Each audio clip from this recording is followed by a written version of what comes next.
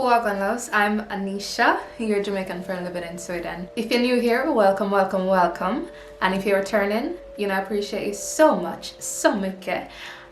Before we get started, I really need to brew some tea, so bear with me.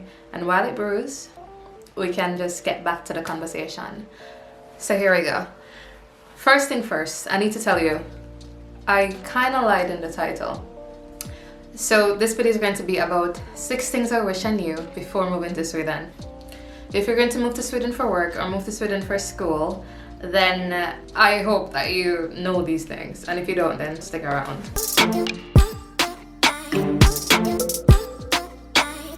So number 1 is personal to me, and that would be the waiting time. It took 2 years. It took 2 years before the government said, yeah, you can come live here. I applied to come to live in Sweden to my sambo. A sambo is your boyfriend, but your official boyfriend on paper, if I'm getting that right. It's not your husband, but then it's not like yeah, he's my boyfriend. Even though you can move to your normal boyfriend. So you don't have to be married to move to someone in Sweden. As long as you guys are dating, even if you're dating for like a week, I think that's how it goes. So I moved to Sweden to my sambo. Therefore, I wasn't a priority. Yeah. And they had an influx, big word, influx? They had an influx of refugees coming here at the same time. I think 200,000 people applied to move here when I came. So I was put at the bottom of the list. They weren't in no rush for me to come here. It took me 2 years. I don't know if there's still like a lot of refugees moving here or if the waiting time is still that long, but it felt like forever. And this is my experience. I don't know if it would be the same for you, but yeah, went to Cuba twice, got lost there once, and it was quite expensive. It was a lot of drama and a lot of stress, to be honest. So I wish I had known this before coming here or even applying to come here. Number two would have to be, it's expensive. Jesus, it's expensive. It's very expensive. I live in Stockholm, and this is first world problems. I know, I'm sorry, but the cost to do my hair is 2,000 crowns. So I have learned to do my hair myself. The cost to do my lashes is over 1,000 crowns. I can't do it myself, so I still spend it. But it's expensive for small things. It's somewhat luxury, but I never saw it as luxury. I always saw it as necessity because you have to get your hair done. You have to have your lashes, So small things that are basic are quite expensive. If you want to have fun, it's very pricey. All the good places that you want to go to, it costs money. It's expensive. And the train card is expensive.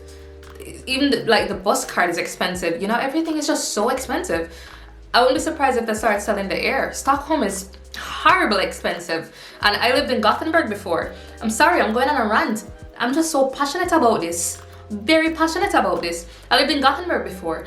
And the bus cost in Stockholm is double the price from Gothenburg. Alright? It's double the price. How? So it's very expensive, especially if you live in Stockholm. Very expensive. And rent. If you want to live, I'll explain the apartment situation, but if you want to live in an apartment by yourself, like you don't want to share with anybody, you don't want to share with a family, you don't want to share with any strangers, you're going to have to pay 10,000 crowns. 10,000 crowns? I'm in my 20s. 10,000 crowns for an apartment to yourself? No. A lot of people live with sambo, family, and so on, but 10,000 crowns. You can have a roommate for probably like 7,000, or it depends on where you live, but rent is expensive. Everything is expensive. Number 3. Let me cool down. Number 3 would have to be the apartment situation. So how it is, and this is the weirdest thing, so please listen to me, and if you understand, let me know, or if you want to explain to me why it is this way, let me know. But you have to join a line from the government, and you sign up under them. It's called Stockholm Bostader, which is Stockholm living. So to get an apartment, you sign in with them, and you have to be on a list. Now, if you are on the list for a long time, you can get an apartment. You can be number 1 in the line, and you can get an apartment. Now, sometimes the line has 300 people. Sometimes the line has 400 people. If you just join the list, you are going to be number 400, and you will not get an apartment. So you have to be on the list for 15 years. Sometimes you have to be on the list for 11 years. And if you're lucky, you can get an apartment after 8 years. These apartments, the rent is cheaper. The rent is not 10,000 crowns. The rent will be like 8,000. Still expensive, but the rent is going to be cheaper, you know? And the problem is, Swedish parents, they register their children from their children are 13. So by the time their children are 21, 22, they can have an apartment. If you just move in here, you are not on that list. So you move in here at 35, you move in here at 21. I moved here at 20. You move in here when you know, you kind of want to live on your own, or you want to have your space, and you can't get an apartment because you have to be on the list for 15 years.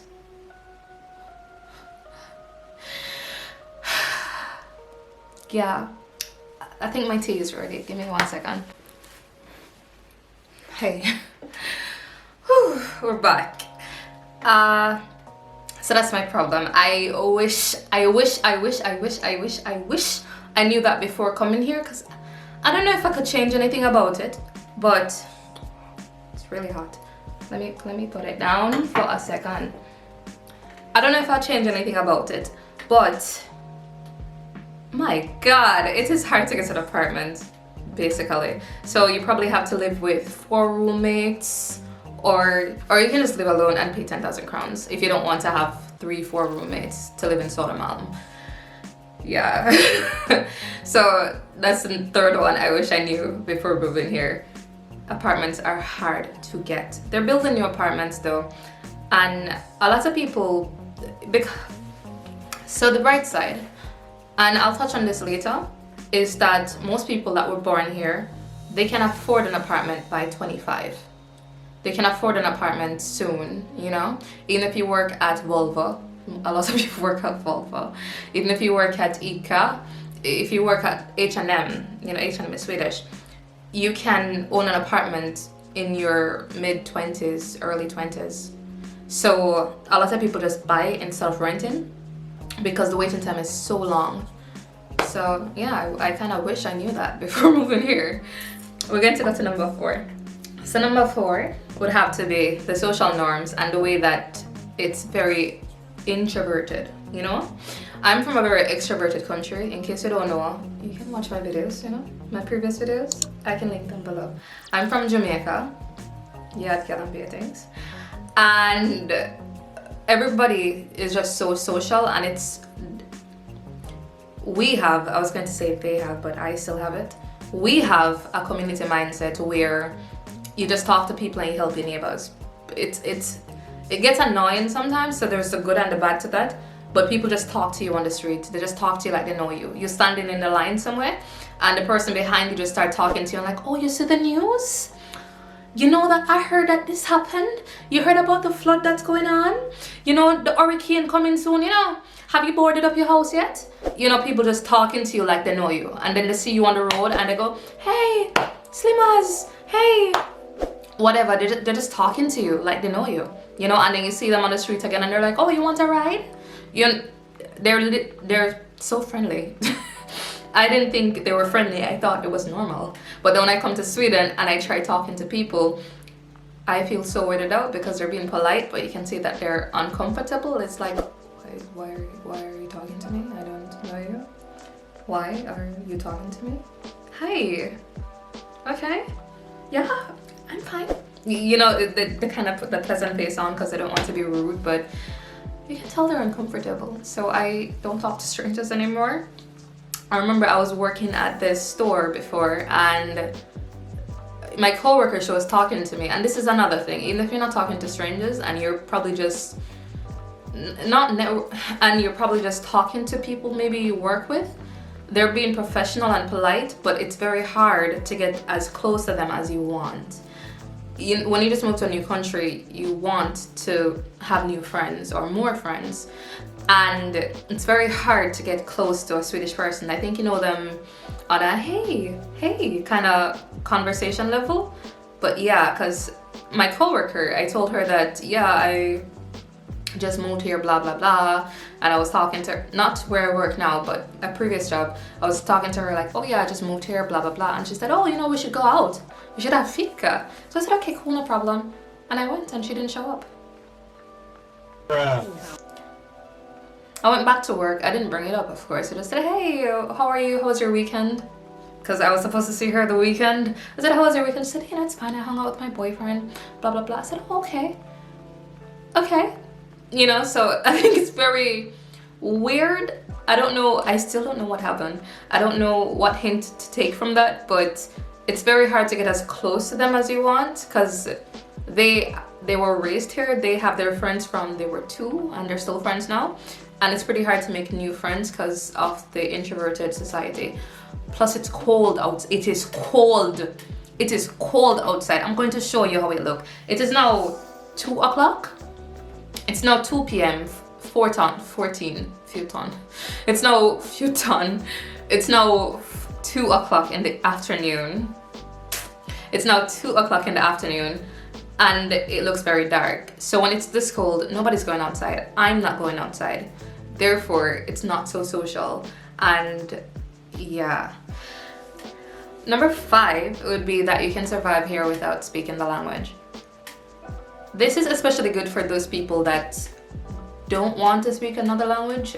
Maybe you're older and you don't want to start over or be humbled, because it's very humbling to do the a or you know, it's very humbling to be saying ABCs and singing the jingles and asking vad heter du? You know, it's very humbling. But basically, I know people that have lived here for 10 years that don't speak the language. I think it helps more if you move here and you have I think it helps more if you move to Sweden and you already have university or you already have experience in a field, so that you can come and you don't need to find a job. And if you know people here already, because everybody here speaks English, or everybody here knows English, not everyone is willing to speak English with you, but yeah, you don't have to speak the language to get along here. I actually found out that my Swedish isn't so good. And when I speak Swedish to Swedes, they're like, yeah, let's go to English, okay? So you can survive without speaking the language. And I think that's a pro and a con. I don't know, because it kind of stops you from growing how you want and integrating as much as you want.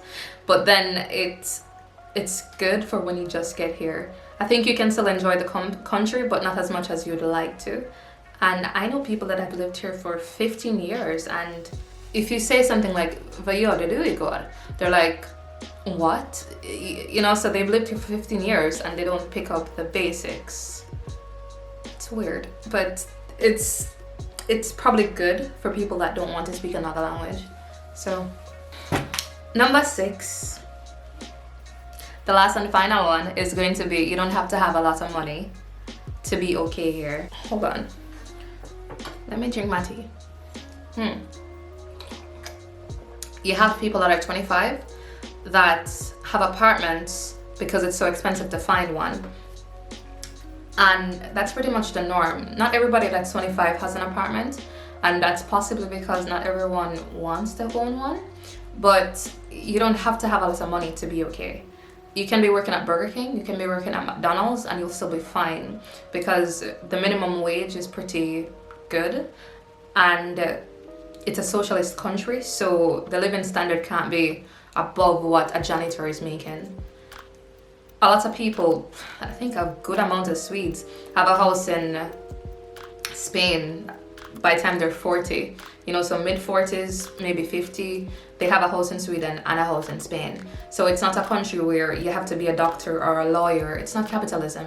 It's not capitalism. So it's not a country where you have to be a doctor, a lawyer, a surgeon, or something like that to be okay. You're not really living hand to mouth here, regardless of what job you have.